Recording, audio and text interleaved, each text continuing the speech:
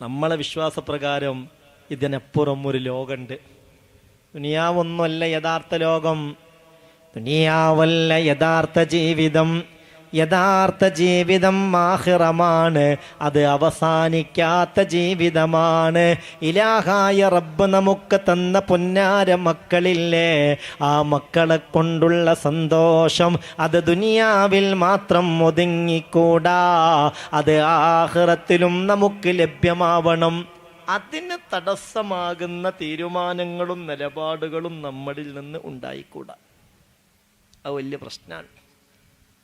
ഇവിടെ ജീവിച്ചിരിക്കുന്ന മക്കള് മനസ്സറിഞ്ഞ് പാപ്പാനിമ്മാനൊക്കെ ഉദ്ദേശിച്ച് ഒരു ബിസ്മില്ലാഹി റഹ്മാനി റഹീം എന്ന് ചൊല്ലിയാൽ നിങ്ങൾക്കറിയോ, അതിൻ്റെ സന്തോഷം പോലും ഖബറിലേക്ക് എത്തും.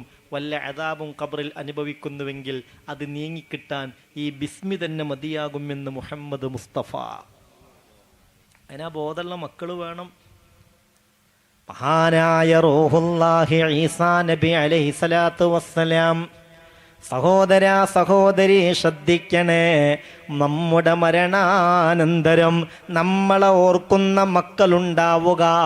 എന്തെങ്കിലുമൊക്കെ ഖബറിലേക്ക് എൻ്റെ ബാപ്പാക്ക് ഉമ്മാക്ക് ഉപകരിക്കുന്ന വിധത്തിൽ ചെയ്യണമെന്ന ബോധമുള്ള മക്കളുണ്ടാവലാണ് ദുനിയാവിലെ ഏറ്റവും വലിയ സമ്പാദ്യമെന്ന് തിരിച്ചറിയാൻ കഴിയണം.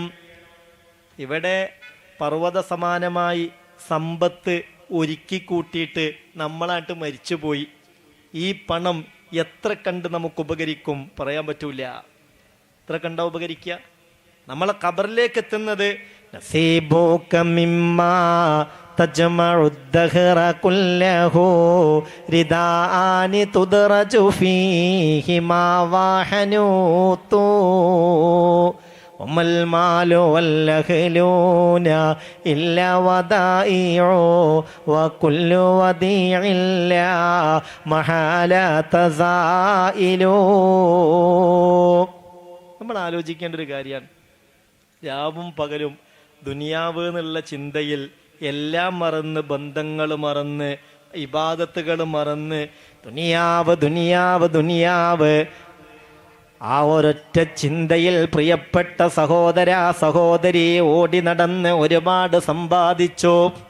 ആ സമ്പാദിച്ചത് പോലും നേരാവണ്ണം ഒന്ന് ഉപയോഗിക്കുന്നതിന് മുമ്പ്, അത് നമുക്ക് കൃത്യമായി ഉപകാരപ്പെടുന്നതിന് മുമ്പ്, നമ്മൾ പോലും പ്രതീക്ഷിക്കാതെ മലക്കുൽ മൗത്ത് നമ്മളെ സമീപിക്കുകയാണ്, നമ്മുടെ റൂഹ് പിടിച്ച് കൊണ്ടുപോവുകയാണ്. നമ്മൾ മയ്യത്തായി, മുതലിഷ്ടം പോലെ അവിടെ ഉണ്ട്. എന്നിട്ട് ഈ മുതലിൽ നിന്ന് എന്താ ഇപ്പം നമ്മളെ കൂടെ നമ്മളെ ഖബറിലേക്ക് ഉണ്ടാവുക? എന്താ ഉണ്ടാവുക? ഉണ്ടാകുന്നത് നസീബുക മിമ്മാ തജ്മഉദ്ദഹറ കുല്ലഹു റിദാഅനി തുദ്റജു ഫീഹി മാ വഹനൂതു.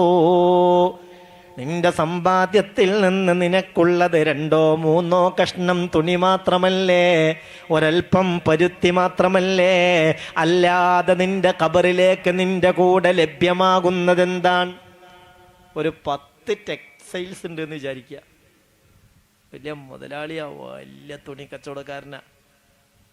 മരിച്ചു, കുളിപ്പിക്കലൊക്കെ കഴിഞ്ഞ് കഫൻ ചെയ്യാൻ നേരത്ത് പറയോ, വലിയ മുതലാളിയല്ലേ, ഇഷ്ടംപോലെ തുണി ഉണ്ടല്ലോ, ഒരു കാര്യം ചെയ്യുക, ഒരു 10 തുണിയിൽ കണ്ട് പൊതിയ പറയോ? എന്തെങ്കിലും ഉണ്ടാത്ത് പറയോ? പറയൂല. തുണിയുടെ എണ്ണം കൂട്ടുവോ? കൂട്ടൂല. അതുകൊണ്ടെപ്പോഴും ചിന്തിക്കണം, ഈ ദുനിയാവിൻ്റെ പളപളപ്പിൽ മതിമറന്ന് ജീവിച്ചാൽ പോരാ. ഇതിൽ നിന്ന് ലഭ്യമാകുന്നത് വളരെ പരിമിതമാണ്. എന്നാൽ നിന്റെ മക്കൾ അല്ലാഹ് എന്ന ചിന്തയുള്ളവരാണെങ്കിൽ, ദുനിയാവിനേക്കാൾ ആഖിറത്തിൽ വിശ്വാസമുള്ളവരാണെങ്കിൽ, ഈ ബാപ്പയുടെ സമ്പാദ്യത്തിൽ നിന്ന്, ഈ ഉമ്മയുടെ സമ്പാദ്യത്തിൽ നിന്ന് ഖബറിലേക്ക് ഉപകരിക്കുന്ന വിധത്തിൽ എന്തെങ്കിലും ചെയ്തു വെക്കാൻ അവർ സന്നദ്ധരാകും. ആ ബോധമുള്ള മക്കളായി കിട്ടുക എന്ന് പറഞ്ഞാൽ അത് വലിയ ഖൈറന്നെ. പടച്ചോനെ, അള്ളാഹു ദുനിയാവിലും ആഖിറത്തിലും നമുക്ക് ഉപകരിക്കുന്ന നിലയിലുള്ള മക്കളെ തന്ന് അനുഗ്രഹിക്കട്ടെ. ദുനിയാവിലും റാഹത്ത് കിട്ടണം, ആഖിറത്തിലും റാഹത്ത് കിട്ടണം. അങ്ങനെയുള്ള മക്കളായി കിട്ടിയാൽ അൽഹംദുലില്ലാ നമ്മൾ രക്ഷപ്പെടും. അങ്ങനത്തെ മക്കൾ ഒരു ബിസ്മി ചൊല്ലിയാൽ മതി. പ്രിയപ്പെട്ടവരെ, ഖബറിൽ അതിൻ്റെ റാഹത്തുണ്ടാകും. ഹബീബായ നബിതങ്ങൾ പറയുന്നുണ്ട് സല്ലല്ലാഹു അലൈഹി വസല്ലം, മഹാനായ ഈസാ നബി അലൈഹിസ്സലാത്തു വസ്സലാം ഒരു ദിവസം ഒരു ഖബറിന്റെ പരിസരത്തിലൂടെ നടന്നു പോവുകയാണ്. ആ സമയത്ത് ഈസാ നബി അലൈഹിസ്സലാത്തു വസ്സലാം ആ ഖബറിലേക്കൊന്ന് നോക്കി. അപ്പോഴതാ ഒരു കാഴ്ച കണ്ടു. ഫറആ മലായികത്തൽ അദാബി യുഅദ്ദിബൂന മയ്യിതാ. ഏയ് ഈസാ കേൾക്കണില്ലേ? മനസ്സിലാവണില്ലേ? ഒന്ന് പറയും മനുഷ്യന്മാരെ, മനസ്സിലാവണില്ലേ? ഈസാ നബി അലൈഹിസ്സലാത്തു വസ്സലാം ഒരു ഖബറിന്റെ ചാരത്തൂടെ നടന്നു പോവാൻ. അങ്ങനെ ആ ഖബറിലേക്കൊന്ന് നോക്കിയപ്പോൾ കണ്ട കാഴ്ച എന്താണെന്നറിയോ? ഫറആ മലായികത്തൽ അദാബി യുഅദ്ദിബൂന മയ്യിത. ആ ഖബറിൽ അദാബിന്റെ മലക്കുകൾ നിറഞ്ഞിട്ടുണ്ട്. അവര് ആ മയ്യത്തിനെ അതിശക്തമായി ശിക്ഷിച്ചുകൊണ്ടിരിക്കുകയാണ്. അങ്ങനെ ഖബറിലേക്ക് നോക്കിയാൽ ഈസാ നബി അലൈഹിസ്സലാത്തു വസ്സലാമിന് മയ്യത്തിനെ കാണാൻ കഴിയോ, മയ്യത്തിനെ ശിക്ഷിക്കുന്നത് കാണാൻ കഴിയോ എന്നൊന്നും ആശങ്കപ്പെടണ്ട. അള്ളാഹു ഒരാൾക്ക് അതിനുള്ള കഴിവ് കൊടുത്താൽ അതൊന്നൊരു വിഷയമല്ല. അങ്ങനെ എന്തെല്ലാം കാഴ്ച കാണാൻ ഈസാ നബി അലൈഹിസ്സലാത്തു വസ്സലാമിന് അള്ളാഹു തആല കഴിവ് കൊടുത്തിട്ടുണ്ട്. ചില ആളുകൾ അതൊക്കെ നിഷേധിക്കാറുണ്ടല്ലോ. അദൃശ്യജ്ഞാനം അള്ളാഹുവിന് മാത്രമേ ഉണ്ടാകൂ, മറ്റൊരു നബിക്കോ ഒരു വലിയനോ ആർക്കും അതുണ്ടാവില്ല എന്ന് പറഞ്ഞാൽ പരിശുദ്ധ ഖുർആന് പോലും അതെതിരാൻ. ഇലാഹായ റബ്ബിന്റെ ഖുർആന് പോലും അതെതിരാൻ. എന്തേ ഈ ഈസാ നബിയെ കുറിച്ച് തന്നെ വിശുദ്ധ ഖുർആൻ പറഞ്ഞിട്ടുള്ളത്? ഒരാളുടെ മുഖത്തേക്ക് നോക്കിയിട്ട് അയാൾ അന്ന് കഴിച്ച ഭക്ഷണം എന്താന്ന് പറയാനുള്ള കഴിവ് ഈസാ നബിക്കുണ്ടായിരുന്നു. നാളെ കഴിക്കാൻ വേണ്ടി, അല്ലെങ്കിൽ അടുത്ത നേരം വൈകുന്നേരം രാത്രി കഴിക്കാൻ വേണ്ടി വീട്ടിൽ എവിടെ എന്ത് ഭക്ഷണമാണ് മാറ്റിവെച്ചത് എന്ന് ഒരാളുടെ മുഖത്തേക്ക് നോക്കിയിട്ട് പറയാനുള്ള കഴിവുണ്ടായിരുന്നു മഹാനായ റൂഹുല്ലാഹി ഈസാ. ഖുർആൻ പറയുന്നുണ്ട്, അന്നി അഖ്ലുഖു ലക്കും മിനത്ത്-തീനി കഹൈഅത്തി-ത്വയ്ർ فأنفخ فيه فيكون طيرا بإذن الله وأبرئ الأكمه والأبرص وأحيي الموتى بإذن الله وأنبئكم بما تأكلون وما تدخرون في بيوتكم. വഉനബ്ബിഉക്കും ബിമാ തഅക്കുലൂൻ. നിങ്ങൾ എന്താണ് തിന്നത് എന്ന് ഞങ്ങൾക്ക് പറഞ്ഞുതരാം. വമാ തദ്ദഖിറൂന ഫീ ബുയൂത്തിക്കും. ഇനി നാളെ അല്ലെ വൈകുന്നേരം കഴിക്കാൻ വേണ്ടി നിങ്ങൾ എന്തൊക്കെയാണ് എടുത്തു വെച്ചത്, എവിടെയാണ് വെച്ചത്, ഞാൻ പറഞ്ഞുതരാം. അങ്ങനെ ഓരോരുത്തരുടെ മുഖത്തേക്ക് നോക്കിയിട്ടും അത് പറഞ്ഞു കൊടുക്കാൻ അള്ളാഹു അറിവും കഴിവും പ്രാപ്തിയും നൽകിയിരുന്നു മഹാനായ റൂഹുല്ലാഹി ഈസാ അലൈഹിസ്സലാത്തു വസ്സലാമിന്. അങ്ങനെ എത്രയോ സംഭവങ്ങളുണ്ട്. മുഫസ്സിരീങ്ങൾ വിശദമായി അത് പറയുന്നുണ്ട്. ആ ഈസാ നബിക്ക് ഖബറിലുള്ള രംഗം കാണാൻ കഴിയോ, അങ്ങനെയൊക്കെ വിശ്വസിക്കാൻ പറ്റുമോ എന്ന് ചോദിക്കുന്നത് അത് വിവരക്കേടാണ്. അള്ളാഹു നമ്മളെ കാത്തുരക്ഷിക്കട്ടെ. എന്തായാലും ആ ഖബറിലേക്ക് ഈസാ നബി നോക്കിയപ്പോൾ കണ്ട കാഴ്ച ഇതാണ്. അദാബിന്റെ മാലാകമാരാ ഖബറാളിയെ വല്ലാതെ ശിക്ഷിക്കാൻ മത്സരിക്കുകയാണ്. ഈസാ നബിക്കത് കണ്ട് വല്ലാത്ത വിഷമമായി സങ്കടമായി. ഏതായാലും അത്യാവശ്യത്തിനയിലൂടെ പോയി. അപ്പോഴൊക്കെ ഈസാ നബിയുടെ മനസ്സിൽ ഈ ഒരു ചിത്രം ഉള്ളത്. ആവശ്യങ്ങളൊക്കെ കഴിഞ്ഞ് തിരിച്ചു വരുമ്പോൾ ഈ ഖബറിലേക്ക് നോക്കിയപ്പോൾ കണ്ട കാഴ്ച എന്താണെന്നറിയോ? എന്താ കണ്ട കാഴ്ച? ഫറആ മലായികത്തുർ റഹ്മാ മഅഹും തുബാഖും മിൻ നൂർ. സുബ്ഹാനല്ലാഹ്. ആ ഖബറിൽ നിറയെ റഹ്മത്തിന്റെ മാലാകമാരാൻ. അവര് വലിയ പ്രകാശങ്ങളുമായി ആ ഖബറാളിക്ക് സേവനം ചെയ്യാൻ മത്സരിക്കുകയാണ്. ഫഅജിബ. അപ്പോൾ ഈസാ നബി അലൈഹി സ്വലാത്തു വസ്സലാം സ്വാഭാവികമായും അത്ഭുതപ്പെട്ടു. ഒരു മണിക്കൂർ മുമ്പ് ഞാൻ അങ്ങോട്ട് പോകുമ്പോൾ ഈ ഖബറാളി അതിശക്തമായ ശിക്ഷ അനുഭവിച്ചുകൊണ്ടിരിക്കുകയാണ്. ആകെ അദാബിൻ്റെ മലക്കുകൾ തിങ്ങി നിറഞ്ഞിരിക്കുന്നു. തിരിച്ചു വരുമ്പോഴോ രംഗം മാറി. റഹ്മത്തിൻ്റെ മാലാകമാരാണ് തിങ്ങി നിറഞ്ഞിരിക്കുന്നത്. ഈ ഖബറാളിയെ വാഴ്ത്തുകയാണ്, പുകഴ്ത്തുകയാണ്, പ്രശംസിക്കുകയാണ്. എന്തെങ്കിലും ഒരു ഖിദ്മത്ത് ആ ഖബറാളിക്ക് ചെയ്യാൻ ഈ മാലാകമാർ മത്സരിക്കുകയാണ്. അപ്പൊ സ്വാഭാവികമായും ഈസാ നബിക്ക് വലിയ അത്ഭുതമായി. ഈസാ നബി ഉടനെ എന്ത് ചെയ്തെന്നറിയോ? വേഗം ടോളു എടുത്തു, 2 റക്അത്ത് നിസ്കരിച്ചു. എന്നിട്ട് ഫദ അല്ലാ ഇലാഹായ റബ്ബിനോട് ദുആ ചെയ്തു. അല്ലാഹുവേ, പടച്ചോനെ, എന്താണ് ഇത്ര പെട്ടെന്ന് ഈ ഖബറാളിയുടെ അദാബ് മാറി പകരം റഹ്മത്ത് ഖബറിൽ നിറയാനുള്ള കാരണം അതെനിക്ക് അറിയിച്ചു തരണം. വേഗം ദുആ ചെയ്യല്ല, വേഗം ദുആ ചെയ്യല്ല.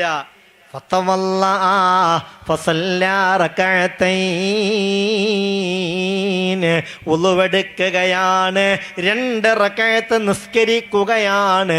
എന്നിട്ടാണ് ഇലാഹായ റബ്ബിനോട് ചോദിക്കുന്നത്. ഇതിലൊരു പാടുണ്ട് കേട്ടോ. നമുക്ക് അത്യാവശ്യമുള്ളൊരു വിഷയം അള്ളഹാനോട് ചോദിക്കാണ്ടെങ്കിൽ വേഗം പടച്ചോനെ റബ്ബേ, അല്ലാഹുവേ, ആ കാര്യം റാഹത്താക്കി തരണേ, ഈ കാര്യം റാഹത്താക്കി തരണേ എന്തു ആ ചെയ്യുന്നതിന് പകരം എന്ത് ചെയ്യണമെന്നറിയോ? ഉളു എടുക്കുക, 2 റക്അത്ത് നിസ്കരിക്കുക.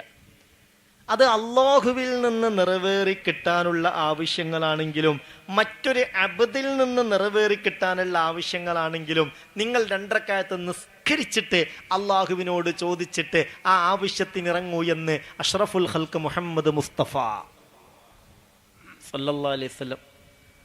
ഒരത്യാവശ്യത്തിന് വില്ലേജ് ഓഫീസ് പോവാൻ കുറേയായി നടക്കണേ. വില്ലേജ് ഓഫീസർ ഒരു ഒപ്പ് കിട്ടിയാൽ ഈ പ്രശ്നമൊക്കെ തീരും. പക്ഷെ ഇതിങ്ങനെ നടക്കുക എന്നല്ലാതെ കാര്യം റെഡിയായി കിട്ടണില്ല. അങ്ങനെയൊക്കെ ഉണ്ടാവുമല്ലോ. വീടുമായി ബന്ധപ്പെട്ട്, സ്ഥലവുമായി ബന്ധപ്പെട്ട്, പല പേപ്പറുമായി ബന്ധപ്പെട്ട് പല വിഷയങ്ങളും ശരിയാവാണ്ടാവും. പല തവണ നടക്കും. എന്ത് ചെയ്യാന്നറിയാം? നമ്മളൊക്കെ മുഅ്മിനീങ്ങളല്ലേ? നമ്മളൊക്കെ അള്ളാഹിൻ്റെ റസൂലിൻ്റെ യഥാർത്ഥ അനുയായികളല്ലേ? അള്ളാഹിൻ്റെ റസൂല് പറഞ്ഞതിൽ നമുക്ക് വിശ്വാസമല്ലേ? വിശ്വസിക്കണ്ടേ? ആ ഒരു കാര്യമായിട്ട് ഉദ്ദേശിച്ചിട്ട് പടച്ചോനെ, ഇതാ ഇന്നാലിന്ന ഒരു പ്രശ്നം എനിക്കുണ്ട്, അതിനെനിക്കൊരു പരിഹാരം കിട്ടണം, അതിനു വേണ്ടി ഇതാ ഉളു എടുത്തിട്ട് 2 റക്അത്ത് ഞാൻ നിസ്കരിക്കുകയാണ്, എന്നിട്ട് ഞാൻ നിന്നോട് തേടും, ആ തേട്ടം നിനക്ക് റാഹത്താക്കി തരണം. ആ ഒരു നിയ്യത്ത് മനസ്സിൽ വെച്ചിട്ട് നന്നായി ഉളു എടുത്തിട്ട് 2 റക്അത്ത് നിസ്കരിക്കുക. 2 റക്അത്ത് ആവശ്യം നിറവേറിക്കിട്ടാനെന്ന ഉദ്ദേശത്തോടെ ഖളാഉൽ ഹാജത്തിന്റെ ആവശ്യം നിറവേറിക്കിട്ടാനുള്ള 2 റക്അത്ത് നിസ്കരിക്കുക. എന്നിട്ട് അതിനിടയിൽ സംസാരമൊന്നുമില്ലാതെ ഇലാഹായ റബ്ബിലേക്ക് കരങ്ങൾ ഉയർത്തി ജല്ല ജലാലായ റബ്ബിനോട് ദുആ ചെയ്യുക. അല്ലാഹുവേ, പടച്ചോനെ റബ്ബേ, ഇങ്ങനെ ഒരു ആവശ്യത്തിന് ഞാൻ പോവാണ്, എൻ്റെ ആവശ്യം ഒന്ന് നിറവേറ്റി തരണേ റബ്ബേന്ന് അള്ളാഹുവിനോട് ദുആ ചെയ്യാം.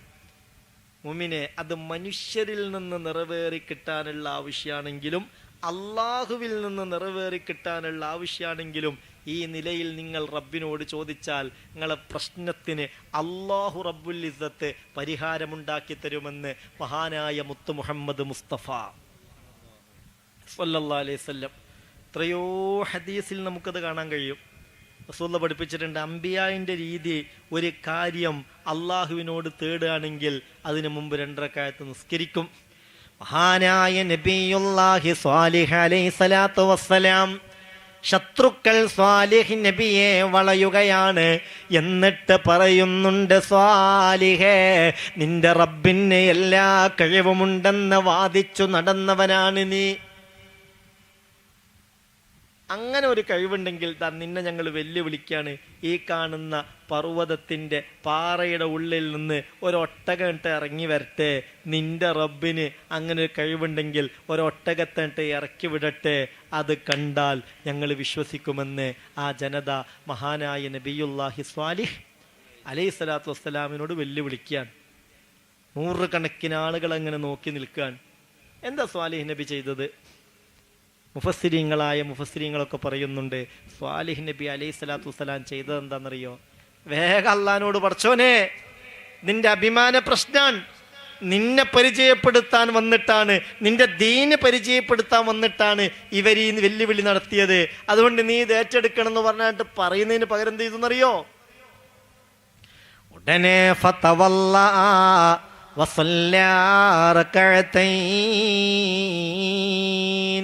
ഉളുവെടുത്ത് 2 റക്അത്ത് നിസ്കരിച്ചു. ആ ബിംബാരാധകര്, ആ ആളുകൾ മുഴുവനും അവിടെ ഒരുമിച്ച് കൂടിയിട്ടുണ്ട്. അവരിതിങ്ങനെ നോക്കി നിൽക്കുകയാണ്. ഉളുവെടുത്ത് 2 റക്അത്ത് നിസ്കരിച്ചു. എന്നിട്ട് വറഫഅ ആകാശത്തേക്ക് കരങ്ങൾ ഉയർത്തി. എന്നിട്ട് പടച്ചവനോട് ദുആ ചെയ്തു, അല്ലാഹുവേ റബ്ബേ, ഇതാ ഞാൻ ചെയ്യേണ്ടത് ഞാൻ ചെയ്തിട്ടുണ്ട്. ഈ സ്വലാത്തിൻ്റെ ഫضല് കൊണ്ട്, ഈ നിസ്കാരത്തിൻ്റെ ഫضല് കൊണ്ട് ഈ ഒരു ആവശ്യം ഇന്നാലിന് നിലക്ക് നിറവേറ്റി തരണം. അവർ പറഞ്ഞു, സ്വാലിഹേ, കടും ചുവപ്പ് കളറുള്ള ഒട്ടകാവണം, പൂർണ്ണ ഗർഭിണിയായ ഒട്ടകാവണം. ആ ഒട്ടകം ഈ പാറയിൽ നിന്ന് ഇറങ്ങി വന്നിട്ട് ആദ്യം ചെയ്യുന്ന പണി പ്രസവമായിരിക്കണം. നിന്റെ റബ്ബിന് അതിന് മാത്രം കഴിവുണ്ട് എന്നല്ലേ നിന്റെ വിശ്വാസം? ഉൾപ്പെടുത്തേണ്ടതായിരുന്നു. ഇലാഹായ റബ്ബിനോട് ദുആ ചെയ്തു. ജല്ല ജലാലായ അല്ലാഹു ദുആ സ്വീകരിച്ചു. ഗർഭിണിയായ ഒട്ടകം ഇറങ്ങി വന്ന് പ്രസവിച്ചു. മുഫസ്സിരീങ്ങൾ ഈ കാര്യങ്ങളൊക്കെ പറയുന്നുണ്ട്. അപ്പോൾ ഞാൻ പറഞ്ഞു വരുന്ന കാര്യം, ഇത് നമുക്കൊരു പാഠാണ്.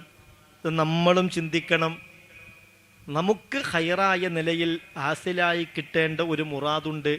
അതൊരു മനുഷ്യനിൽ നിന്ന് കിട്ടേണ്ടതാണെങ്കിൽ, അല്ലെ അള്ളാഹുവിൽ നിന്ന് കിട്ടേണ്ടതാണെങ്കിൽ, ആ ഒരു കാര്യത്തിന് വേണ്ടി നമ്മൾ അയാളെ സമീപിക്കാൻ പോവാൻ, ഓഫീസിലേക്ക് പോകുന്നതിന് മുമ്പ് ഒളു എടുക്കുക, നിഷ്കളങ്കമായി 2 റക്അത്ത് നിസ്കരിക്കുക. നിസ്കരിച്ചിട്ട് അള്ളാഹുവിനോട് പറഞ്ഞിട്ട് ആ ഉളു മുറിയാതെ ഉളുവോടുകൂടെ പോവുക. ഒരു പ്രത്യേകമായ ഒരു മതിപ്പ് അള്ളാഹു റബ്ബുൽ ഇസ്സത്ത് കൽബിലിട്ട് കൊടുക്കാൻ ഇത് കാരണമാകും. ആരിൽ നിന്നാണോ ആ ഒരു ഹാജത്ത് നിറവേറി കിട്ടേണ്ടത്, അയാളുടെ ഹൃദയത്തിൽ പ്രത്യേകമായൊരു മതിപ്പ് അള്ളാഹു ഇട്ടുകൊടുക്കുമെന്ന് അഷ്റഫുൽ ഖൽഖ് മുഹമ്മദ് മുസ്തഫ. എത്രയോ അനുഭവങ്ങളുണ്ട്. ഉളുവോടുകൂടെ 2 റക്അത്ത് നിസ്കരിച്ച് ആ ഉളു മുറിയാതെ ഒരു വിഷയത്തിനാണ്ട് പോയാൽ ഭയങ്കരമായ നിലയിൽ ഒരു കബൂലിയത്ത് അല്ലാഹു നൽകും. അതിനനുസരിച്ചുള്ള വിശ്വാസം വേണം. ഏതായാലും ആവട്ടെ, മഹാനായ നബിയുല്ലാഹി സ്വാലിഹ് അലൈഹി സ്വലാത്തു വസ്സലാം, ബഹുമാനപ്പെട്ട ഈസാ നബി അലൈഹി സ്വലാത്തു വസ്സലാം ഈ ഖബറിൻ്റെ ശിക്ഷ ഇങ്ങനെ പെട്ടെന്ന് മാറി മറിഞ്ഞത് കണ്ടപ്പോൾ ഉളുവെടുത്ത് 2 റക്അത്ത് നിസ്കരിച്ചിട്ട് അള്ളാഹിനോട് ദുആ ചെയ്തു. ഫഅഹല്ലാഹു ഇലൈഹി, ഇലാഹായ റബ്ബ് ഈസാ നബി അലൈഹി സ്വലാത്തു വസ്സലാമിനെ വഹി അറിയിച്ചു. യാ ഈസാ കാന ഹാദൽ അബ്ദു ആസിയാ, സംഗതി ഈ അടിമ വലിയ തമ്മാടിയായിരുന്നു. ഖബറാലി ആള് വലിയ തമ്മാടിയായിരുന്നു. നന്മകൾ അയാളുടെ ആയുസ്സിൽ വളരെ കുറവാണ്. വക്കത്തറക്കംറഅത്തൻ ഹുബല, ഇയാൾ മരണപ്പെടുന്ന സമയത്ത് ഇയാളുടെ ഭാര്യ ഗർഭിണിയായിരുന്നു. ഇയാൾ മരണപ്പെടുന്ന സമയത്ത് ഇയാളുടെ ഭാര്യ ഗർഭിണിയായിരുന്നു. ഫവലദത് വലദാ, അങ്ങനെ ആ പെണ്ണ് ഒരു ആൺകുഞ്ഞിന് ജന്മം നൽകി. പെണ്ണ് പ്രസവിച്ചു. ഇയാൾ മരിച്ച ഖബറിലെത്തി. ഇയാൾ വലിയ തമ്മാടി ആയതുകൊണ്ട് പല ശിക്ഷകളും ഇങ്ങനെ അനുഭവിച്ചുകൊണ്ടിരിക്കുകയായിരുന്നു. അതിനിടയിൽ ഈ ഭാര്യ പ്രസവിച്ചു. ഈ ഭാര്യ കുഞ്ഞിനെ വേണ്ട വിധം തർബിയത്ത് ചെയ്ത് വളർത്തി. ഭാര്യ അള്ളാനെ പേടിയുള്ളൊരു പെണ്ണായിരുന്നു. എന്നെ ഭയപ്പെട്ട് ജീവിച്ച പെണ്ണാണ്. കുഞ്ഞിൻ്റെ തർബിയത്തിൻ്റെ താളമറിയുന്ന പെണ്ണായിരുന്നു അവൾ. നല്ല പോലെ ദീനിൻ്റെ നിയമങ്ങളൊക്കെയും ആ കുഞ്ഞിനെ ചെറുപ്പത്തിൽ തന്നെ പഠിപ്പിക്കുകയാണ്. അങ്ങനെ പ്രിയപ്പെട്ട സഹോദരാ സഹോദരി, ഒരു വിദ്യാഭ്യാസം കരസ്ഥമാക്കാനുള്ള പ്രായമെത്തിയപ്പോൾ ഒരു മുഅല്ലിമിനെ കൊണ്ടുപോയി ഏൽപ്പിക്കുകയാണ്. ആ മുഅല്ലിമിലേക്ക് തൻ്റെ പ്രിയപ്പെട്ട പൊന്നുമോനെ ഏൽപ്പിച്ചിട്ട് പറഞ്ഞു, ഈ കുഞ്ഞിനെ അല്ലാഹനെ കുറിച്ചുള്ള ഇൽമു പഠിപ്പിച്ചു കൊടുക്കണം. ഈ കുഞ്ഞിന് അള്ളാഹുവിനെ അറിയുന്ന ഇൽമു പഠിപ്പിച്ചു കൊടുക്കണം എന്ന് പറഞ്ഞ് ഉസ്താദിനെ ഏൽപ്പിച്ചു. ഫലക്കനഹുൽ മുഅല്ലിമു, കുട്ടിക്ക് ഈ അധ്യാപകൻ വിഷയങ്ങളൊക്കെ അങ്ങനെ പഠിപ്പിച്ചു കൊടുത്ത് ഹത്താ അല്ലമഹു ബിസ്മില്ലാഹിർ റഹ്മാനിർ റഹീം.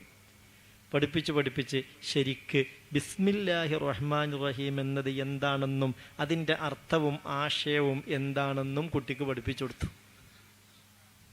കുട്ടിയത് പഠിച്ചു. അങ്ങനെ കുട്ടി പറയാൻ തുടങ്ങി, ബിസ്മില്ലാഹിർ റഹ്മാനിർ റഹീം. അല്ലാഹു പറയുന്നുണ്ട്, ഈസാ ഈ കുട്ടി ഭൂമിയുടെ ഉപരിഭാഗത്ത് നിന്ന് ബിസ്മില്ലാഹിർ റഹ്മാനിർ റഹീം ഇതിങ്ങനെ പറയാൻ തുടങ്ങി. ഫസ്തഹിയൈതു, അപ്പോൾ എനിക്ക് ലജ്ജ തോന്നി, മിൻ അബ്ദി അൻ ഉഅദ്ദിബഹു ബിനാരി ഫീ ബത്നിൽ അർളി വവലദഹു യദ്കുറു ഇസ്മി അലാ വജ്ഹിൽ അർളി വഅൻ റഹ്മതി. എനിക്ക് ലജ്ജ തോന്നി. എന്താണെന്നറിയോ? ഒരു അടിമയെ ഈ ഭൂമിയുടെ ഉള്ളിലിട്ട് എൻ്റെ തീ കൊണ്ട് ഞാൻ ശിക്ഷിക്കുക. ആ അടിമയുടെ മകൻ ഈ ഭൂമിയുടെ പുറത്ത് വെച്ച് എന്നെക്കുറിച്ച് ഞാൻ വലിയ റഹ്മാനാണ്, ഞാൻ വലിയ റഹീമാണെന്ന് പറയും ചെയ്യുക. അപ്പോൾ എനിക്ക് ലജ്ജ തോന്നി, പടച്ചോനെ ഓൻ്റെ കുട്ടിയാണല്ലോ ഈ ഭൂമിയുടെ മുകളിൽ വെച്ച് എൻ്റെ റഹ്മത്തിനെ കുറിച്ച് പറയണത്. എന്നിട്ട് ആ കുട്ടിയുടെ ബാപ്പയെ എങ്ങനെ ഞാൻ ഈ ഭൂമിയുടെ ഉള്ളിൽ വെച്ച് ശിക്ഷിക്കും? എനിക്ക് ലജ്ജ തോന്നി.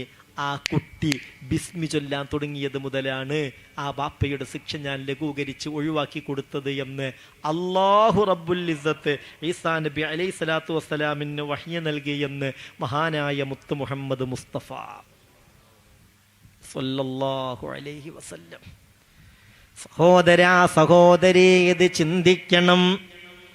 അങ്ങനെ നമുക്ക് വേണ്ടി ഓർമ്മയോടുകൂടെ ഖബറിലേക്ക് എന്തെങ്കിലും ചെയ്യുന്ന മക്കളുണ്ടാവലാണ് ദുനിയാവിലെ ഏറ്റവും വലിയ സമ്പാദ്യമെന്ന് ചിന്തിക്കണം. അല്ലാതെ നിന്റെ മക്കൾ ഡോക്ടറായി, എഞ്ചിനീയറായി, എല്ലാ നിലയിലുള്ള വിദ്യാഭ്യാസവും അവർക്കുണ്ട്. പക്ഷേ ആഖിറത്തെക്കുറിച്ചും ആഖിറത്തിലേക്ക് ബാപ്പാക്ക് ഉമ്മാക്ക് ഉപകരിക്കുന്ന കാര്യം എന്താണെന്നതിനെക്കുറിച്ചും ബോധമില്ല. ബാക്കി എല്ലാ ബോധമുണ്ട്, എല്ലാ അറിവുണ്ട്. ഡോക്ടറായിക്കൂടെ, അൽഹംദുലില്ലാ, വളരെ നല്ല കാര്യമാണ്. ഉണ്ടായി കിട്ടിയാൽ എത്രയാണ് അതിൻ്റെ സന്തോഷം. അല്ലാഹു റബ്ബുൽ ഇസ്സത്ത് തൗഫീക്ക് നൽകട്ടെ. വലിയ സംഗതിയാ. എഞ്ചിനീയറാവാൻ വലിയ സംഗതിയാണ്. എല്ലാ മേഖലയിലും ആളുകൾ ഉണ്ടാവണം. പക്ഷേ ഒരു ഇഞ്ചക്ഷൻ വെക്കുമ്പോൾ ബിസ്മില്ലാഹിർ റഹ്മാനിർ റഹീം എന്നിട്ട് ചൊല്ലിയിട്ട് വെക്കാനുള്ളൊരു വിദ്യാഭ്യാസം ഉണ്ടല്ലോ, ബോധം, അതുണ്ടാവണം. പരിശോധന നടത്തുമ്പോൾ ബിസ്മില്ലാഹിർ റഹ്മാനിർ റഹീം അത് പറഞ്ഞിട്ട് പരിശോധിക്കണം. എഞ്ചിനീയർ അളവ് നടത്തുകയാണ്, ബിസ്മില്ലാഹിർ റഹ്മാനിർ റഹീം എന്ന് തുടങ്ങുന്ന ആ ഒരു ബോധം ഉണ്ടാവണം. ആഖിറവുമായി ടച്ച് ചെയ്തുള്ള ഇത്തരത്തിലുള്ള ജോലികൾക്കൊക്കെ എത്രയാണ് അതിൻ്റെ പുണ്യം പടച്ചോനെ. അപ്പം ആ ഒരു ബോധം ഉണ്ടാവുക എന്നത് മർമ്മപ്രധാനമാണ്. അതിന് മതവിദ്യ വേണം. അതിന് നമ്മുടെ മക്കൾക്ക് നമ്മൾ നൽകേണ്ട ആത്മാവിൻ്റെ ഭക്ഷണം, ആത്മീയ ഭക്ഷണം, അത് കൊടുക്കാൻ നമ്മൾ സന്നദ്ധരാവണം. അള്ളാഹു തൗഫീക്ക് നൽകട്ടെ. ഒന്ന് ആമീൻ പറയും. അള്ളാഹു തൗഫീക്ക് നൽകട്ടെ. ആത്മാവിൻ്റെ ഭക്ഷണത്തെ അവഗണിച്ച് ദുനിയാവിൻ്റെ ഭക്ഷണം മാത്രം മക്കൾക്ക് കൊടുക്കുന്നവരെ നിങ്ങൾ ചെയ്യുന്നത് ഏറ്റവും വലിയ വിവരക്കേടാണ്. എന്തേ ഇപ്പൊ പറഞ്ഞത്? മക്കളോട് വലിയ സ്നേഹ, വലിയ ഇഷ്ട, വലിയ താല്പര്യ. ആ മക്കളുടെ ശരീരത്തിൻ്റെ കാര്യത്തിൽ മാത്രമേ ശ്രദ്ധയുള്ളൂ. വസ്ത്രത്തിൻ്റെ കാര്യത്തിൽ, ഭക്ഷണത്തിൻ്റെ കാര്യത്തിൽ, ദുനിയാവിൻ്റെ സുഖലോലുപതയുടെ കാര്യത്തിൽ അവരാവശ്യപ്പെടുന്നതെന്തും വാങ്ങിക്കൊടുക്കും. കാരണം അവരോടുള്ള സ്നേഹമാണ്, ഇഷ്ടമാണ്.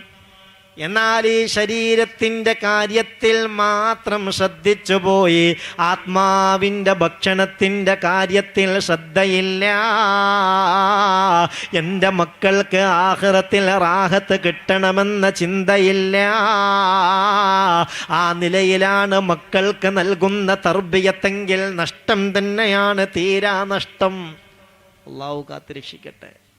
ഒരു നല്ല ബാപ്പാൻ്റെ മാനദണ്ഡം, ഒരു നല്ല ഉമ്മാൻ്റെ മാനദണ്ഡം ദുനിയാവിൽ എല്ലാ സുഖങ്ങളും മക്കൾക്കുണ്ടാക്കി കൊടുക്കലാണോ? നേരത്തിനാവശ്യമായ ഭക്ഷണം അവർക്ക് എത്തിച്ചു കൊടുത്ത് അത് വെച്ച് വിളമ്പി കൊടുക്കുക. ഇതാണോ നല്ല ഉമ്മയുടെയും നല്ല ഉപ്പയുടെയും മാനദണ്ഡം? ആണെങ്കിൽ ആണെങ്കിൽ എങ്ങനെ നല്ല ബാപ്പയുടെ ലിസ്റ്റിൽ പെടും അഷ്റഫുൽ ഖൽക്ക് മുഹമ്മദ് മുസ്തഫ സല്ലല്ലാഹു അലൈഹി വസല്ലം? എങ്ങനെ നല്ല ബാപ്പാൻ്റെ ലിസ്റ്റിൽ പെടുക? എന്തേ കാര്യം? ആ വീട്ടിൽ പലപ്പോഴും മാസങ്ങളോളം അടുപ്പിൽ തീ പുകഞ്ഞിട്ടില്ല. ആ വാപ്പാക്ക് അതെത്തിച്ചു കൊടുക്കാൻ കിട്ടിയിരുന്നില്ല. ഏത് വാപ്പാക്ക്? അഷ്റഫുൽ ഖൽക്ക് മുഹമ്മദ് മുസ്തഫ. ഒന്ന് ചൊല്ലിക്കോളൂ സല്ലല്ലാഹു അലൈഹി വസല്ലം. ആ ബാപ്പാക്ക് വീട്ടിലേക്ക് ആവശ്യമായ ഭക്ഷണം എത്തിച്ചു കൊടുക്കാൻ പലപ്പോഴും കിട്ടിയിരുന്നില്ല. ആയിഷ ബീവി റളിയല്ലാഹു അൻഹ പറയുന്നുണ്ട്, ഇമാം ബുഖാരി തങ്ങൾ ഉദ്ധരിച്ച ഹദീസിൽ കാണാം, 1, 2, 3 മാസങ്ങളൊക്കെ മുത്ത് റസൂലിൻ്റെ വീട്ടിൽ അടുപ്പിൽ തീ പുകഞ്ഞിട്ടില്ല. ഇമാം ബുഖാരി തങ്ങൾ ഉദ്ധരിച്ച ഹദീസാണ്. ഹബീബായ നബിയുടെ വീട്ടിലെ അവസ്ഥ പറയുകയാണ്. ആയിഷ ബീവി റളിയല്ലാഹു അൻഹ പറയുകയാണ്, നറൽ ഹിലാല സുമ്മൽ ഹിലാല ശഹ്റൈനി മുതതാബിഈൻ വമാ ഫീ അബിയാതി റസൂലില്ലാഹി സ്വല്ലല്ലാഹു അലൈഹി വസല്ലമ മാ നസ്തൗഖിദു നാറാ. നിങ്ങൾ ഈ ഹദീസിന്റെ അർത്ഥം ഒന്ന് ചിന്തിക്കുക. എന്താണ് ഈ പറയുന്നതെന്ന് ആലോചിക്കുക.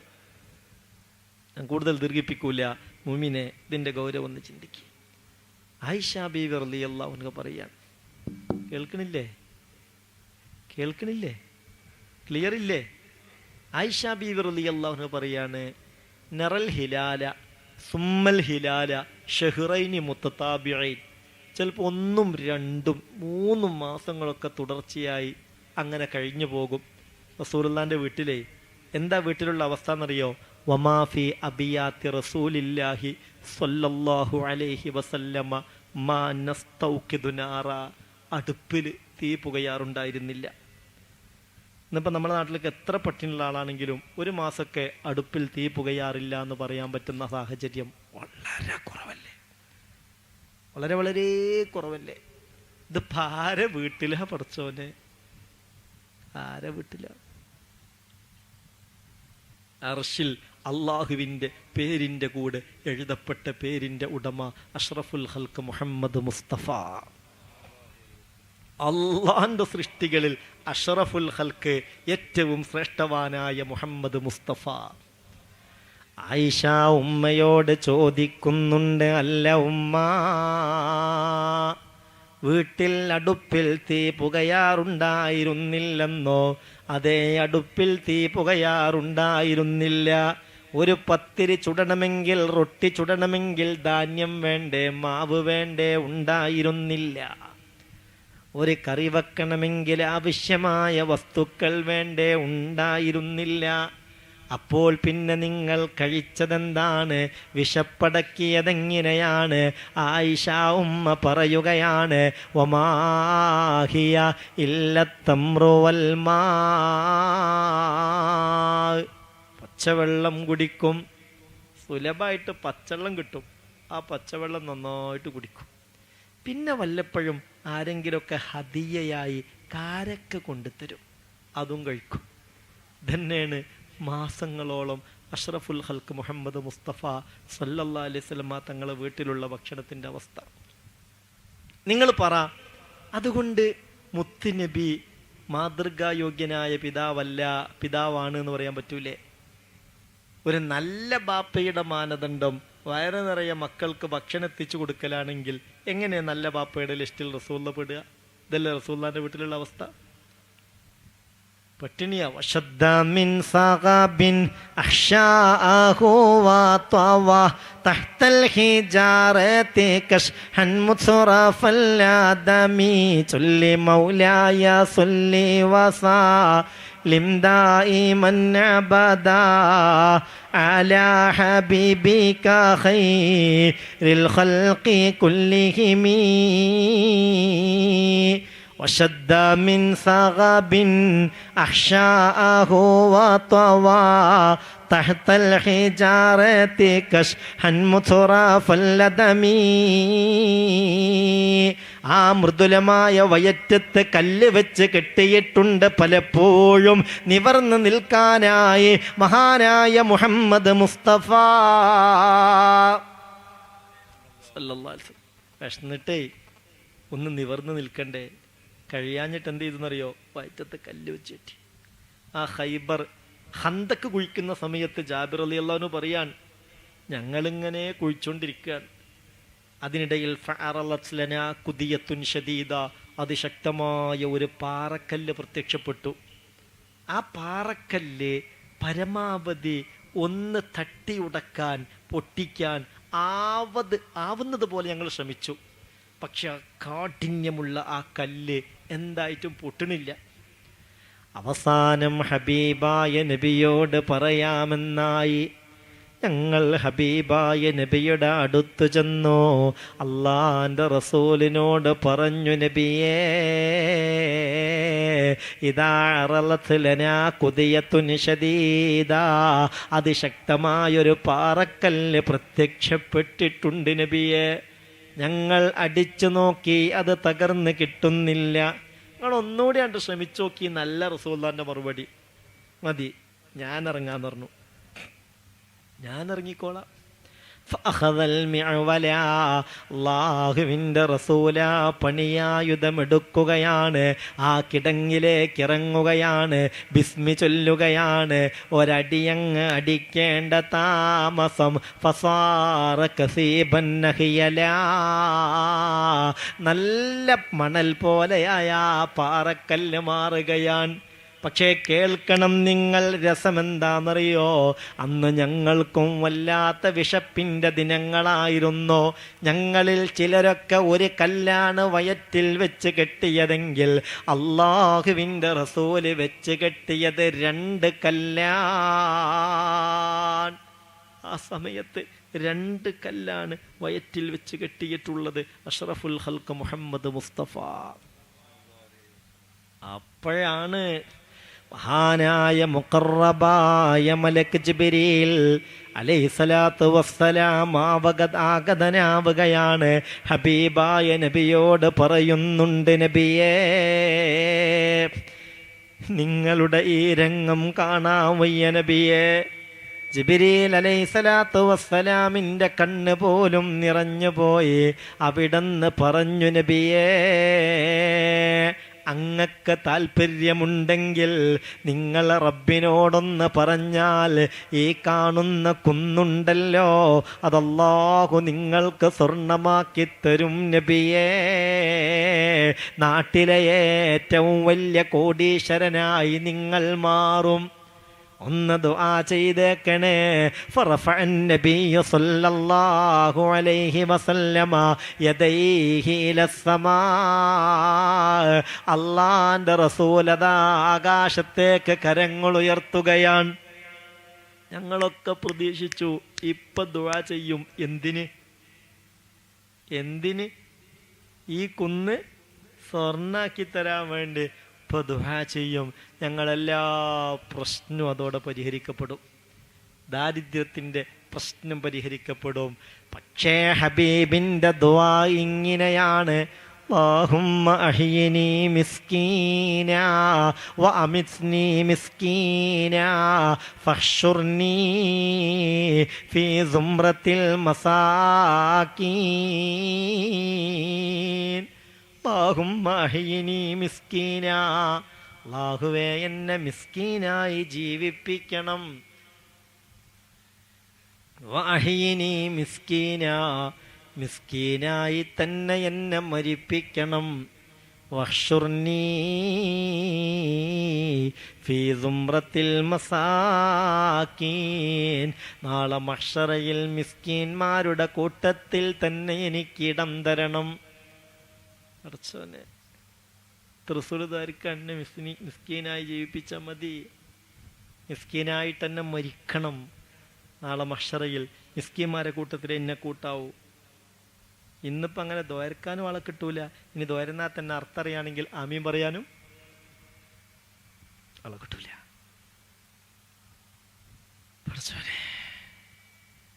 മുഅ്മിൻ, ഇതെന്തിനാ ഞാൻ പറഞ്ഞെന്നറിയോ? ഇവിടെ നമ്മൾ ആലോചിക്കേണ്ട കാര്യം, മുത്ത് റസൂല് മാതൃകായോഗ്യനായ ബാപ്പയാണ്. പക്ഷേ ആ മാതൃകായോഗ്യനായ ബാപ്പയായത് തടിയുടെ ഭക്ഷണത്തിൻ്റെ കാര്യം നോക്കിയിട്ടല്ല. തടിയുടെ ഭക്ഷണത്തിന് ആ വീട്ടിൽ കമ്മിയുണ്ടായിരുന്നെങ്കിലും ആത്മാവിൻ്റെ ഭക്ഷണത്തിന് ആ വീട്ടിലൊരു കമ്മിയും ഉണ്ടായിരുന്നില്ല. അത് നമ്മൾ ചിന്തിക്കണം. ആത്മാവിൻ്റെ ഭക്ഷണത്തിൻ്റെ കാര്യത്തിൽ ആ വീട്ടിൽ യാതൊരു കമ്മിയും ഉണ്ടായിരുന്നില്ല. ഇപ്പം അടുത്ത മോളാണല്ലോ ബീവി ഫാത്തിമ റളിയല്ലാഹു അൻഹ. അള്ളാഹു സ്വപ്നത്തിലെങ്കിലും ഒന്ന് കാണാൻ തൗഫീക്ക് തരട്ടെ. ഒരു ഫാത്തിഹ ഓതി ആ ഫാത്തിമ ബീവിയുടെ പേരിൽ അൽ ഫാത്തിഹ. അഊദു ബില്ലാഹി മിനശ് ശൈത്വാനിർ റജീം.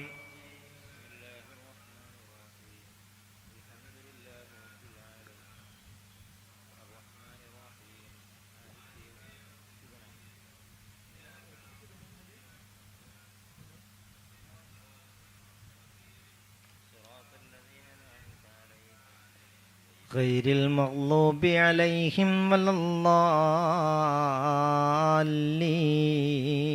ആമീൻ. അല്ലാഹുവേ, ഞങ്ങൾ ഈ ഓതിയ സൂറത്തുൽ ഫാത്തിഹ സ്വീകരിക്കണേ റബ്ബേ. ഇതിൻ്റെ മിസ്ലി സവാബ് ഒട്ടും ചുരുങ്ങാതെ ആ ജന്നത്തുൽ ബഖീയിൽ അങ്ങനെ അന്ത്യവിശ്രമം കൊള്ളുന്ന ഞങ്ങളെ ഫാത്തിമ ബീവിയുടെ ഹളറത്തിലേക്ക് എത്തിച്ചു കൊടുക്കണേ റബ്ബേ. നാളെ സ്വർഗത്തിൽ അവരെ കണ്ടുമുട്ടാൻ തൗഫീക്ക് നൽകണേ റബ്ബേ. അപ്പം ഞങ്ങളെ മാതാപിതാക്കളിൽ ഞങ്ങൾക്ക് വേണ്ടപ്പെട്ടവരിൽ ആരൊക്കെ ഖബറാളികളായി മാറിയിട്ടുണ്ടോ അവരിലേക്കും ഇതിൻ്റെ സവാബ് എത്തിക്കണേ അല്ലാഹ്. ഈ ഫാത്തിമ ബീവി റളിയല്ലാഹു അൻഹ ശരീരത്തിൻ്റെ ഭക്ഷണത്തിൻ്റെ കാര്യത്തിൽ വലിയ വിഷമം അനുഭവിച്ച റസൂലിൻ്റെ മോളാണ്. ഫാത്തിമ ബീവി പറയുന്നുണ്ട്, ഒരു ദിവസം എനിക്ക് റൊട്ടി കഷ്ണം കിട്ടി, ഞാൻ ആർത്തിയോടെ അത് കഴിക്കാനൊരുങ്ങി. അപ്പോഴാണ് മുത്തുനബിയെക്കുറിച്ച് ഓർമ്മ വന്നു, എൻ്റെ പ്രിയപ്പെട്ട ഉപ്പച്ചിയെ ഓർമ്മ വന്നു. അപ്പോൾ ഭക്ഷണം കഴിക്കുന്നത് കണ്ടിട്ട് കുറേ ആയി. ഈ റൊട്ടി കഷ്ണമായിട്ട് പാപ്പാനും തെരഞ്ഞോടി. അങ്ങനെ നബിയെ പാപ്പയെ കണ്ടുമുട്ടി. ആ റൊട്ടി കഷ്ണം മുത്തുനബിക്ക് നീട്ടിക്കാണിച്ചു. മുത്തുനബി ചോദിച്ചു, മാഹാദിഹിൽ കിസ്ര, മോളെ റൊട്ടി കഷ്ണം എവിടുന്ന് കിട്ടി? അപ്പോൾ പറഞ്ഞു, വാപ്പേ അതിന്നാലിൻ്റെ പെണ്ണ് ഹദിയയായി കൊണ്ടുവന്നതാണ്. ആർത്തിയോടെ കഴിക്കാനൊരുങ്ങിയപ്പോൾ നിങ്ങൾ ഓർമ്മ വന്നു. അപ്പോൾ പിന്നെ അത് അങ്ങനെ തന്നെ കയ്യിൽ പിടിച്ച് നിങ്ങളും തിരഞ്ഞു വന്നതാ. അപ്പം അതിൽ നിന്ന് ഒരു കഷ്ണം എടുത്തിട്ട് വായയിലിട്ട് ചവച്ചു മുഹമ്മദ് മുസ്തഫ സല്ലല്ലാഹു അലൈഹി വസല്ലം. എന്നിട്ട് പറഞ്ഞ ഒരു വാക്കുണ്ട്, പൊന്നുമോളെ, ഹാദിഹി അവ്വലു തആമിൻ ദഖല ഫമ അബീക മുൻദു സലാസതി അയ്യാം. പൊന്നുമോൾ, നിന്റെ ബാപ്പയുടെ വായിലേക്ക് പ്രവേശിച്ച, നിന്റെ ബാപ്പയുടെ വായിലേക്ക് 3 ദിവസമായിട്ട് പ്രവേശിക്കുന്ന ആദ്യത്തെ ഭക്ഷണാണിതിട്ടോ എന്ന് ബഹുമാനപ്പെട്ട അഷ്റഫുൽ ഖൽക്ക് മുഹമ്മദ് മുസ്തഫ. 3 ദിവസമായി നിന്റെ ബാപ്പ എന്തെങ്കിലും കഴിച്ചിട്ട്. പൊന്നുമോളെ, ഇത് നിന്റെ ബാപ്പയുടെ വായയിലേക്ക് പ്രവേശിക്കുന്ന ആദ്യത്തെ ഭക്ഷണമാണ് 3 ദിവസമായിട്ട്. സഹോദര, ഇതാണ് നബിയുടെയും നബിയുടെ കുടുംബത്തിൻ്റെയും അവസ്ഥ. ശരീരത്തിൻ്റെ കാര്യത്തിൽ അങ്ങനെയായിരുന്നെങ്കിൽ ആത്മാവിൻ്റെ ഭക്ഷണത്തിൻ്റെ കാര്യത്തിൽ ആ വീട്ടിൽ യാതൊരു കമ്മിയും ഉണ്ടായിരുന്നില്ല. അവിടെയാണ് നമ്മൾ പരാജയപ്പെട്ടത്. നമ്മളിൽ പലർക്കും ആത്മാവിൻ്റെ ഭക്ഷണം എന്താണെന്ന് പോലും കൃത്യമായി അറിയില്ല. നമ്മളിൽ പലർക്കും ആത്മാവിൻ്റെ ഭക്ഷണം എന്താണെന്ന് പോലും കൃത്യമായി അറിയില്ലല്ലോ. ഫാത്തിമ ബീവി റളിയല്ലാഹു അൻഹ തന്നെ പറയുന്നുണ്ട്, വീട്ടിലുള്ള ഭക്ഷണത്തിൻ്റെ കാര്യം ഇങ്ങനെയൊക്കെയാണെങ്കിലും ആത്മാവിൻ്റെ ഭക്ഷണത്തിൻ്റെ കാര്യത്തിൽ റസൂലുള്ളാഹിൻ്റെ ശ്രദ്ധ കേൾക്കണോ. ഒരു ദിവസം അന മുൽത്തജിഅത്തുൻ മുതസബ്ബിഹ, സുബ്ഹിഹ് നിസ്കരിച്ചിട്ട് ഞാൻ അങ്ങനെ കിടന്നതാണ്. സുബ്ഹിഹ് നിസ്കാരം കഴിഞ്ഞു, ഉദയത്തിന് മുമ്പ് ദിക്റും ചൊല്ലിയായിട്ട് കിടന്നതാണ്. ആ കടത്തത്തിൽ അറിയാതെ ഉറങ്ങിപ്പോയി. ശ്രദ്ധിക്കണേ, സുബ്ഹി നിസ്കരിച്ചിട്ടല്ലേ ഉറക്ക്, ആ സുബ്ഹി നിസ്കരിച്ചിട്ടാണ് ഉറക്ക്. പക്ഷെ ഉറങ്ങിയത് ഉദയത്തിന് മുമ്പാണ്. കലണ്ടറിലൊക്കെ ഉദയം എന്ന് പറഞ്ഞിട്ടൊരു സമയം ഉണ്ടാവുമല്ലോ. ആ ഉദയത്തിന് ശേഷം ഉറങ്ങാൻ വിരോധമൊന്നുമില്ല. എന്നാൽ ഉദയത്തിന് മുമ്പ് ഉറക്കി ശീലിക്കുന്നത് കഠിനമായ ദാരിദ്ര്യമുണ്ടാക്കുന്ന കാര്യമാണ്. അള്ളാഹു നമ്മളെ കാത്തുരക്ഷിക്കട്ടെ. സുബ്ഹി നിസ്കരിച്ചിട്ട് കിടക്കുകയാണെങ്കിൽ തന്നെ പിന്നെ സുബ്ഹി നിസ്കരിക്കാതെ കിടക്കുന്ന ആളുകളുടെ കഥ പറയാത്ത നല്ലത്. സുബ്ഹി നിസ്കരിക്കാതെ കടന്നുറങ്ങുന്ന മനുഷ്യന്മാരുണ്ടല്ലോ, അവർ സത്യത്തിൽ പിശാജിന്റെ ടോയ്ലറ്റ് വാഹകരാണ്, പിശാജിന്റെ കക്കൂസേറ്റി നടക്കുന്നവരാണ്. അള്ളാഹു കാക്കട്ടെ. അതെന്താ അങ്ങനെ? ഇബ്നു മസ്ഊദ് റളിയല്ലാഹു അൻഹു ഖാൽ, മഹാനായ ഇബ്നു മസ്ഊദ് തങ്ങൾ പറയുന്നുണ്ട്, ദുക്കിറ ഇൻദൻ നബി സല്ലല്ലാഹു അലൈഹി വസല്ലം റജുലുൻ നാമ ഹത്താ അസ്ബഹ. ഹബീബായ നബിയുടെ അടുക്കൽ ഒരാളെ കുറിച്ച് പറയപ്പെട്ടു, അയാൾ നേരം നന്നായി പുലരുവോളം കിടന്നുറങ്ങി, സുബ്ഹ് നിസ്കരിച്ചില്ല, അയാളുടെ സുബ്ഹ് ഖളായി പോയി. ഇങ്ങനെ ഒരാളെ കുറിച്ച് ഹബീബായ നബിയുടെ അടുക്കൽ പറയപ്പെട്ടപ്പോൾ ഫഖാലൻ നബിയു സല്ലല്ലാഹു അലൈഹി വസല്ലം, അള്ളാന്റെ റസൂല് പറയുകയാണ്, വൈഹ ഹാദാ, കഷ്ടം തന്നെയാണല്ലോ ഇവന്റെ കാര്യം. ഖദ് ബാല ശൈത്വാനു ഫീ ഉദ്നൈഹി, അവന്റെ രണ്ട് ചെവിയിലും പിശാച് മൂത്രിച്ചു പോയി. സുബഹിസ്കരിച്ചില്ലല്ലോ, ഇല്ല. നേരം വെളുക്കോളം കടന്നുറങ്ങിയില്ലേ, ഉറങ്ങി. ഫഖദ് ബാല ശൈത്വാനു ഫീ ഉദ്നൈഹി, രണ്ട് ചെവിയിലും ഷെയ്ത്താൻ മൂത്രിച്ചു പോയി എന്ന് മുഹമ്മദ് മുസ്തഫ. അതൊരു പ്രയോഗല്ലേ, അല്ലാതെ ശരിക്കും മൂത്രിച്ചു തന്നെയാണോ? ഈ ഹദീസിന്റെ വ്യാഖ്യാനത്തിൽ മഹാനായ അല്ലാമ ബഹുമാനപ്പെട്ട മുല്ല അലിയുൽ ഖാരി തങ്ങൾ രേഖപ്പെടുത്തിയിട്ടുണ്ട്, ഷെയ്ത്താൻ മൂത്രിച്ചു എന്ന് പറഞ്ഞാൽ അലാ ഹഖീഖത്തിഹി, ശരിക്കും മൂത്രിച്ചു എന്ന് തന്നെയാണ്. ശരിക്കും മൂത്രിച്ചു. വലാ മാനിയ മിൻ ദാലിക വലാ ഇഹാലത ഫീഹി വഖദ് സബത അന്നഹു അകല വശരിബ വനകഹ ഫലാ മാനിയ മിൻ യബൂൽ. ഷെയ്ത്താൻ മൂത്രിച്ചു എന്ന് പറഞ്ഞാൽ അതൊരു പ്രയോഗല്ലേ? അങ്ങനല്ല, ശരിക്കും മൂത്രിച്ചു തന്നെ. അത് അസംഭവ്യമല്ല. വഖദ് സബത, സഹീഹായ ഹദീസ് കൊണ്ട് സ്ഥിരപ്പെട്ടതാണ്, അന്നഹു അകല വശരിബ വനകഹ, അവൻ ഭക്ഷണം കഴിക്കും, അവൻ വെള്ളം കുടിക്കും, അവൻ വൈവാഹിക ബന്ധത്തിലേർപ്പെടും. ഫലാമാനിയ മിന്ന യബൂൽ, അപ്പൊ മൂത്രിക്കുന്നുള്ളത് മാത്രം ഒരു അസംഭവ്യമായി കാണണ്ട, ശരിക്കും മൂത്രിക്കും എന്ന് തന്നെയാണ്. അപ്പോൾ സുബ്ഹ് നിസ്കരിക്കാത്തവന്റെ തലയാണ് പിശാചിന്റെ ടോയ്ലറ്റ്. അവൻ നേറ്റി നടക്കുന്നത് ശൈത്താന്റെ ടോയ്ലറ്റാണ്. അല്ലാഹു കാക്കട്ടെ. ശ്രദ്ധിക്കണം, ഒരു വറക്കത്തുണ്ടാവില്ല. അങ്ങനെ ഒരിക്കൽ എന്നോടൊരു സഹോദരൻ വന്നിട്ട്, വിദേശത്ത് ഒരുപാട് കഫ്തീരിയ നടത്തുന്ന ഒരു സഹോദരൻ വന്നിട്ട് പറഞ്ഞു, 9 കഫ്തീരിയ ഉണ്ട് ഉസ്താദ് എനിക്ക്, അൽഹംദുലില്ലാ നല്ല കച്ചവടമാണ്. ഞാൻ ആദ്യം ഒരു പണിക്കാരനെ കൊണ്ടുപോയി, പിന്നെ 2 ആളെ കൊണ്ടുപോയി, പിന്നെ 3 ആളെ കൊണ്ടുപോയി. ഇപ്പം അൽഹംദുലില്ലാ 10-34 ആൾക്കാർ പണിക്കാരായിട്ടുണ്ട്. നല്ല വരുമാനമാണ്. പക്ഷേ ഈ കൈക്കൊക്കെ ഓട്ടുണ്ട് എന്ന് പറയാറില്ലേ നമ്മൾ, അതേ ഒരവസ്ഥയാണ്. കിട്ടുന്നത് എവിടെയെന്ന് കാണുന്നില്ല, ഒരു ബർക്കത്തുമില്ല. ഹോസ്പിറ്റലിൽ കൊണ്ടുപോയി കൊടുക്കാനേ നേരമുള്ളൂ. എൻ്റെ കച്ചവടത്തിനനുസരിച്ച് ഞാൻ വലിയ കോടീശ്വരനാവണം, പക്ഷെ ഒന്നും കാണുന്നില്ല. 2-3 വട്ടം ഈ ചങ്ങായി ഇതിങ്ങനെ വന്ന് പറഞ്ഞു എന്നോട്. അങ്ങനെ ഒരിക്കൽ ഞാൻ അവനോട് ചോദിച്ചു, കട എത്ര മണി വരെ തുറക്കും? അപ്പോൾ പറഞ്ഞു, 1 മണി 1:30, ചിലപ്പോൾ 2 മണി വരെ ആവും, ഇവരെയൊക്കെ കച്ചവടം ഉണ്ടാവും. അങ്ങനെ പിന്നെ എല്ലാവരും വന്ന് കിടന്നുറങ്ങും. ഉറങ്ങിയാൽ പിന്നെ എപ്പോഴാണ് എഴുന്നേൽക്കാറ്? 9:30-10 മണിയൊക്കെ എഴുന്നേൽക്കാൻ. അപ്പോൾ സുബിഹ് പിന്നെ നിസ്കരിക്കും. സുബീൻ്റെ സമയത്ത് നിസ്കരിക്കൂലേ? നിസ്കരിക്കുകയൊക്കെ ചെയ്യും, പക്ഷെ സമയത്തല്ല. അത് 9 മണി 10 മണിക്കൊക്കെ. എല്ലാവരും അങ്ങനെ തന്നെയാണോ? എല്ലാവരും അങ്ങനെ തന്നെയാണ്. അപ്പം ഞാൻ പറഞ്ഞു, അങ്ങനെയാണെങ്കിൽ ഇനി ആ കച്ചവടത്തിൽ വർക്കത്തുണ്ടാകാൻ വേണ്ടി ദ്വാരിപ്പിക്കാൻ അങ്ങോട്ട് വരണ്ട, പ്രതീക്ഷിക്കണ്ട. ബറക്കത്തുണ്ടാവണമെങ്കിൽ നേരത്തിൽ നിസ്കരിക്കണം. അപ്പോൾ എന്നോട് ചോദിച്ചു, അല്ല നിസ്കരിച്ചാൽ പോരെ, അതിപ്പോ ആ സമയത്ത് തന്നെ വേണോ? നമ്മളിൽ പലർക്കുള്ളൊരു വിചാരാണ്, നിസ്കാരം അത് നിസ്കരിച്ചാൽ മതി, അതൊന്നും വിഷയമല്ല. ഇതാര് പറഞ്ഞു? ശറഇൽ നിസ്കാരം ഖളാ ആക്കാം, അങ്ങനെ ഒരു ഓപ്ഷൻ ഉണ്ടോ? ഇല്ലല്ലോ. നിസ്കരിച്ചാൽ മതി, അത് ഖളായിട്ടാണെങ്കിൽ നിസ്കരിച്ചാൽ മതി, അങ്ങനെ ഒരു വിചാരമുണ്ട്. നമുക്കൊരു ജോലി ഉണ്ടെങ്കിൽ, നമുക്കൊരു തിരക്കുണ്ടെങ്കിൽ, നമ്മളെ വീട്ടിൽ വിരുന്നാർ വന്നാൽ എന്തെങ്കിലുമൊക്കെ തിരക്കിൽ നമ്മൾ പെട്ടുപോയാൽ അത് ഖളായിക്കോട്ടെ, നിസ്കരിച്ചാൽ മതിയല്ലോ. ആര് പറഞ്ഞു? ഇന്നസ്സലാത്ത കാനത് അലൽ മുഅ്മിനീന കിതാബം മൗഖൂതാ.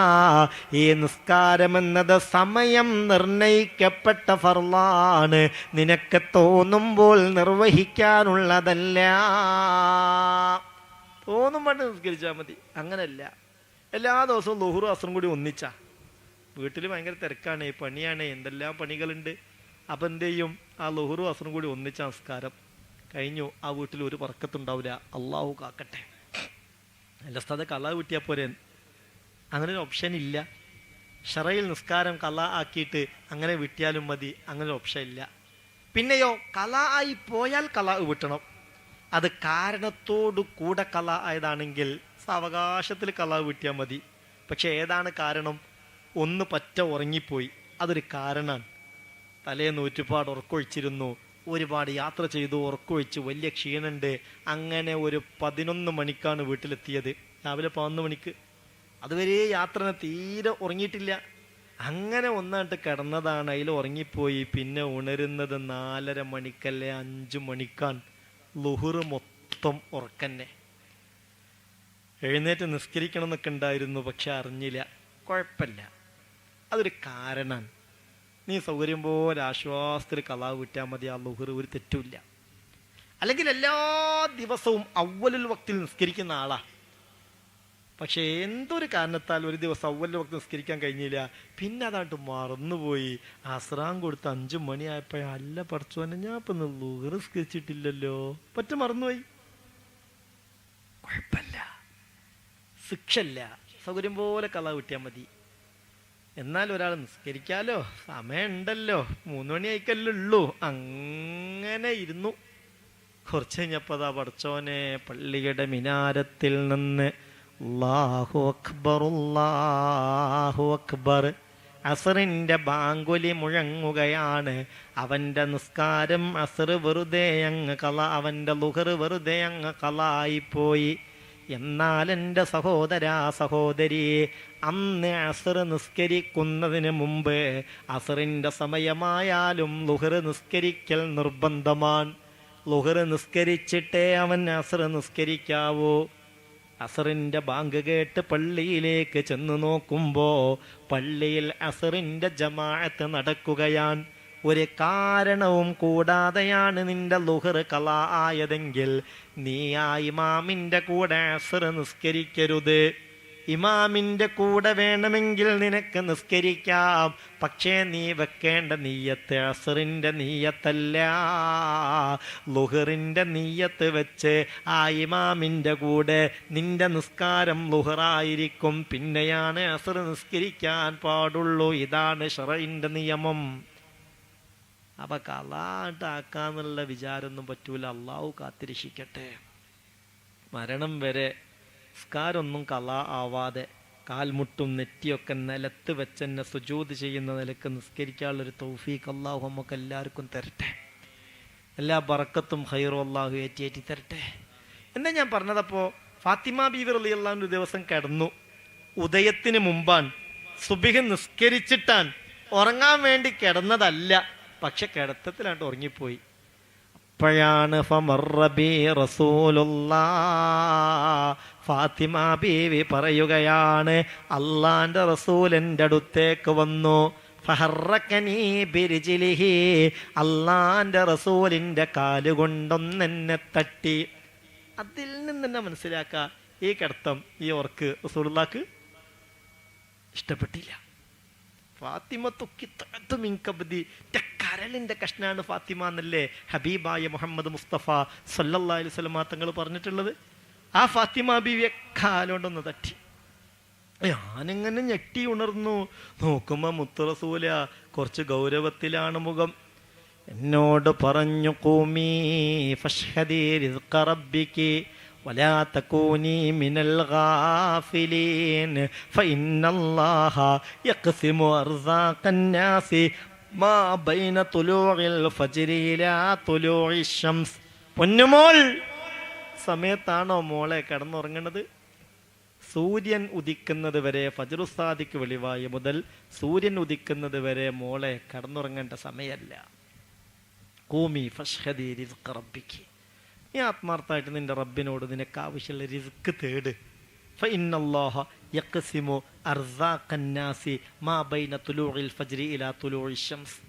ലൈലത്തുൽ ഖദ്റിൽ കൊടുക്കേണ്ടതൊക്കെ അള്ളാഹു കണക്കാക്കിയിട്ടുണ്ടെങ്കിലും ഓരോ ദിവസവും അന്നന്ന് കൊടുക്കാനുള്ളത് കൊടുക്കണോ വേണ്ടെന്ന് ആത്യന്തികമായി തീരുമാനമെടുക്കുന്നത് ആ സമയത്ത് ഫജ്റുസ്സാദിഖ് വെളിവായത് മുതൽ സൂര്യൻ ഉദിക്കുന്നത് വരെയുള്ളൊരു സമയം.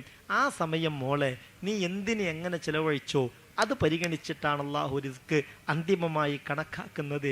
ഈ സമയത്ത് ഉറങ്ങരുത് മോളെ എന്ന് മുഹമ്മദ് മുസ്തഫ. അതാണ് ബാപ്പ. വീട്ടിൽ ശരീരത്തിൻ്റെ ഭക്ഷണത്തിൻ്റെ കാര്യത്തിൽ പട്ടിണിയാണെങ്കിലും ആത്മാവിനെ പട്ടിണി കിട്ടില്ല. അതുകൊണ്ടാ ഒരു ബോധം ഉമ്മാക്കും ഉപ്പാക്കും ഉണ്ടാവണം.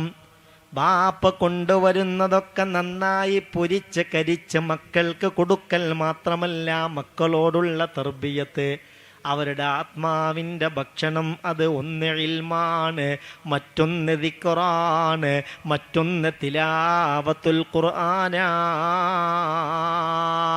ഇതൊക്കെ ആത്മാവിൻ്റെ പ്രധാനപ്പെട്ട ഭക്ഷണങ്ങളാണ്. അത് എത്രത്തോളം നമ്മുടെ മക്കൾക്ക് ലഭിക്കുന്നു എന്ന് നമ്മൾ ചിന്തിക്കണം. അതിനു മുമ്പ് നമുക്കെത്ര കിട്ടുന്നുണ്ട് എന്ന് ചിന്തിക്കുക. ശരീരത്തിൻ്റെ ഭക്ഷണം ദിവസവും 4-5 നേരം അങ്ങനെ നമ്മൾ എത്തിക്കുന്നുണ്ടല്ലോ. എന്നാൽ ആത്മാവിൻ്റെ ഭക്ഷണം എൻ്റെ ആത്മാവിന് എത്രത്തോളാണ് കിട്ടാറുള്ളത് ചിന്തിക്കണം. അതുകൊണ്ട് ഇൽമാണ് ഒന്ന് ആത്മാവിൻ്റെ ഏറ്റവും പ്രധാനപ്പെട്ട ഒരു ഭക്ഷണം. പിന്നെയോ ദിക്റുല്ലാഹി ആത്മാവിൻ്റെ മർമ്മപ്രധാനമായ ഭക്ഷണമാണ്. വതിലാവത്തുൽ ഖുർആൻ വദവാഉ ഖൽബിൻ ഖംസത്തുൻ ഫതിലാവത്തുൻ ബിതദബ്ബുരിൽ മഅനാ വലിൽ ബത്നിൽ ഖലാ വഖിയാമു ലൈലിൻ വതളറഉ ബിസ്സഹർ വമുജാലസാത്തുസ് സാലിഹീനൽ ഫുള്ളലാ. ആത്മാവിന് പിടിപെടുന്ന രോഗങ്ങൾക്കുള്ള 5 മരുന്നിൽ 1 ഖുർആനോത്താണ്. അത് റമളാനിൽ മാത്രം ഒതുക്കേണ്ടതല്ല, റമളാൻ കഴിഞ്ഞാലും ഈ കാര്യത്തിലൊക്കെ ശ്രദ്ധ വേണം. അള്ളാഹു തൗഫീക്ക് തരട്ടെ, അള്ളാഹു തൗഫീക്ക് തരട്ടെ.